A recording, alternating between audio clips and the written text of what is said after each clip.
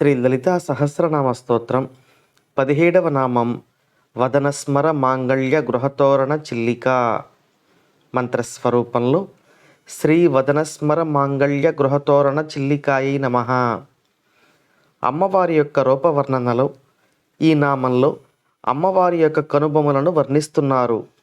ఇంతకు ముందు నామంలో అమ్మవారి ముఖాన్ని చంద్రునితో పోల్చబడడం జరిగింది. ఈ నామంలో అమ్మవారి కనుబొమ్మలు ముఖము అనే ఇంటికి తోరణములా ఉన్నాయి అని వసిన్యాది వాగ్దేవతలు కీర్తిస్తున్నారు. అంటే అమ్మవారి ముఖానికి ఈ కనుబొమ్మలు అలంకారప్రాయమై ఉన్నాయి అని వసిన్యాది వాగ్దేవతలు తెలియచేస్తున్నారు.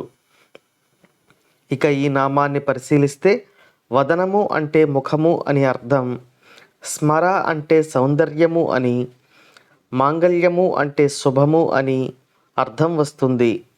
అంటే సౌందర్యము, శుభము అనేవి రెండు అమ్మవారి ముఖంలో ప్రకాశిస్తున్నాయి అని మనకు తెలుస్తుంది. ఈ నామంలో విశేషమైన 5 బీజాక్షర శక్తులు సాధకుడిని అనుగ్రహిస్తున్నాయి. ఈ బీజాక్షర శక్తులు విశ్వం యొక్క రహస్యాన్ని తమలో దాచుకుంటున్నాయి. ఈ విశ్వాన్ని నడిపిస్తున్నాయి.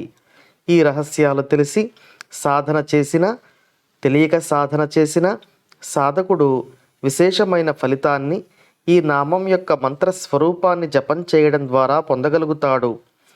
అమ్మవారి అనుగ్రహం మనందరికీ లభించాలని కోరుకుంటూ ఓం శ్రీమాత్రే నమః.